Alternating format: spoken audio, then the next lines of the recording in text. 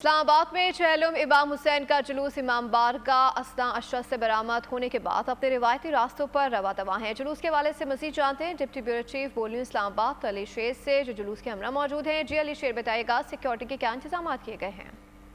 तो ये इमाम बारगाह असना अशरिया है। यहाँ बड़ी तादाद में जो अज़ादारान हैं वो मौजूद हैं। इसी तरह से ये देखा जा सकता है कि अलम जो है वो यहाँ जुलूस में शामिल किए जा रहे हैं कि बड़ा अलम जो है हज़रत अली अकबर रज़ी अल्लाह ताला अन्हु का, वो भी आप देख सकते हैं यहाँ पे ले जाए जा रहे हैं। इस तरह अलम जो है उनकी एक बड़ी तादाद जो है वो जो जुलूस के रवायती रास्ते हैं उनकी तरफ रवान दवा है। ये अलम देखे जा सकते हैं बैक साइड पे। कितना बड़ा मैसेज उम्मत मुसलमान के लिए और इत्तेहाद व यकजहती के लिए ये मैसेज कि हुसैन सबके, हुसैन रब के, हुसैन सबके।